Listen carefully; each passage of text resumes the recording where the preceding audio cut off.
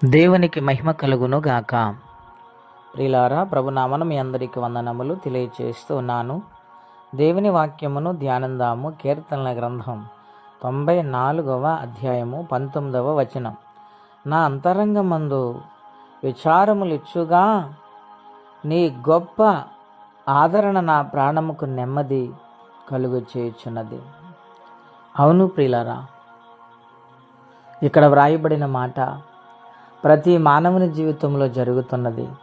పైకి నవ్వుతూ సంతోషంగా ఉంటున్నాడు అనుకుంటున్నారు, కానీ ప్రతి మానవులు ఏదో విచారము, అది ఆర్థిక సమస్య అవ్వచ్చు, అది ఇంటిలో సమాధానం లేకపోవచ్చు, లేక కుటుంబంలో సమస్యలు,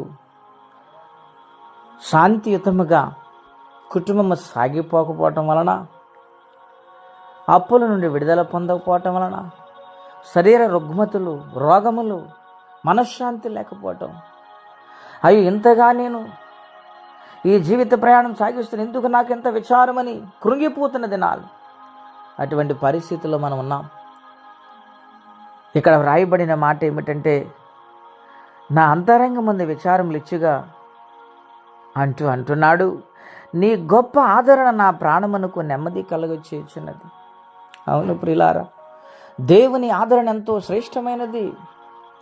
12 సంవత్సరముల నుండి విచారముతో బాధపడుతున్న స్త్రీ ఎవరో చెప్పగా యేసు ప్రభువు వారి దారిని వస్తున్నాడు, ఆయనను దర్శిస్తే చాలు నీకు స్వస్థత వస్తుంది, నువ్వు పోగొట్టుకున్న మనశ్శాంతిని కలుగుతుంది, క్షీణించుకుపోతున్న జీవితము, రోగముతో నలిగిపోతున్న నీ బ్రతుకు, ఒక మార్గము, ఒక దారి, ఒక స్వస్థత, ఒక నెమ్మదిని కలుగుతుందని చెప్పినప్పుడు ఆమె ఎంతో ఆదరించబడి యేసు ప్రభువారి రాక కోసం ఎదురు చూసింది.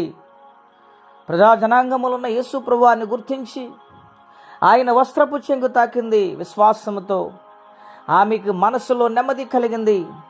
శరీరంలో ఉన్న ఆ యొక్క రోగము సంపూర్ణముగా స్వస్థత వచ్చేసింది. ప్రియులారా, ఆమె విచారము తొలగిపోయింది, ఆదరణ పొందింది.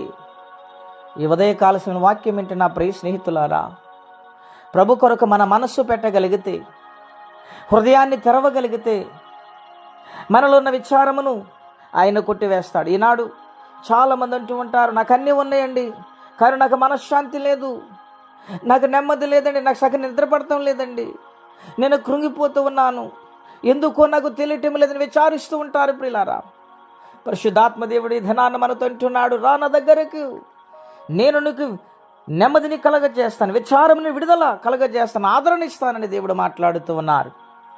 రక్తస్రాంగల స్త్రీకి ఆదరణ ఇచ్చిన దేవుడు, గుడ్డి వారిని బాగు చేసిన దేవుడు, ఆకడితో అలమటిస్తున్న ఆ కుష్ఠి రోగులను బాగు చేసిన దేవుడు, స్వస్థపరిసే ఆహారం ఇచ్చిన దేవుడు ఈ ఉదయ కాలసలు మనతో అంటూ ఉన్నాడు, నీ విచారములు కొట్టివేసి నీకు నెమ్మది కలగజేస్తానంటున్నాడు.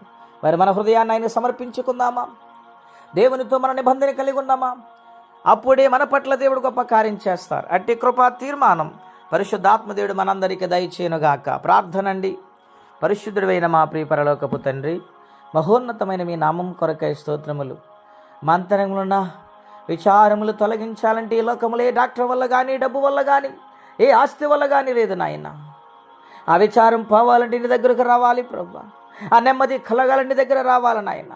అనేక మంది ప్రభా వాటిలో చిక్కులడిపోయి జీవితాన్ని నాశనము చేసుకుంటున్నారు నాయన, మధ్యలో ముగించేస్తూ ఉంటున్నారు. ఈ దినాన్ని వాక్యము ద్వారా ఎంతమంది అయితే నీ మాటలు వింటూ ఉన్నారు, వారికి గొప్ప ఆదరణ కలగటానికి మీ యొక్క సన్నిధి వారికి తోడుగా ఉంచమని ప్రార్థిస్తున్నాను. ఏ సమస్యలు, ఏ కష్టములు, బాధలు ఉన్నారు వారికి సహాయం చేసి నెమ్మదినిచ్చి మహిమ తెచ్చుకోమని ఆదరణకర్త అయిన యేసుక్రీస్తు వారి పుణ్యనామమున ప్రార్థించి వేడుచున్నాము తండ్రి, ఆమేన్. దేవుడు ఈ దినమంతా తన రెక్కల చాటుని కాపాడి దీవించునుగాక. ఆమేన్.